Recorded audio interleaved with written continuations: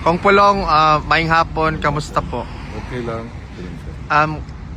Sir, marami pong nagtatanong bakit daw na cancel yung visitation the last 2 days. Tungod sa severe snow na warning, no, for the past 2 days, ang translator dili maka-ani sa DU. So mo to gi-cancel nila, pero gi-offset po nila maka-visit ko Friday. Okay. Pero ang botong isa ka day nga wala ka visit ang botong saon na between the lawyers and sa ICC kung sa plano nila. And as far as the former president is concerned, Kong, kamusta po si dating Pangulong Rodrigo? Okay man. Nikaon siya karon. Usa ko na nagsulod, nikaon siya mga 1 PM.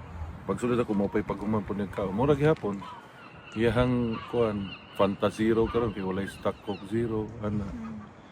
Pati ito mga chips. Mura niya sige pangutana about sa pagdumala namo sa Davao. Akong gi-inform siya na so far okay man ang para sa ako ambot sa mga taga Davao nga okay man pagpapadagan ni Basti.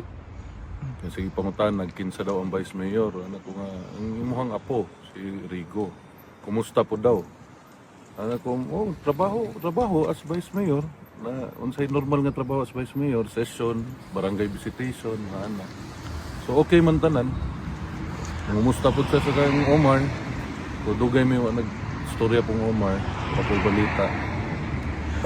Sir, usaping politika lang po. Ano po yung reaksyon ninyo doon sa press conference ni Governor Chavit Singson na kinarakterize ni Yusek Claire Castro na parang form of inciting to sedition daw, sir? Anything you say against the president is always inciting to sedition. Kay mga talawan man ang piste na. Demokrasya man kumusulti ko bogo inyong presidente inciting to sedition. Kung sa'yo gusto magdebate mi ni Ferdinand Marcos wa man nahuman. Di lang po kumusulta dani init pa akong ulogin. Kapoy magkastorya mga bugo god. Di pa po ko bright pero di po ko anak ka bugo, di ba? Ay magtuo ng tulo ka survey. Online ay kuhain ninyong base ay magtuo sulti man si bangag nga ay magtuo ng isa ka survey. Karon ay magtuo ng tulo ka survey. Ayaw pag magtuo nga nangawat sila sa kabans gobyerno ay magtuo na tanan. Kay ma-inciting to sedition mo. Kita nung ninyo tanan. Kung sa ma-inciting to sedition na ng Kadsabit. Gi-report niya nga ang ilang ghost project dito si Lucos. Moro to kung hibalan ha, ambot og napa siya gisultilain.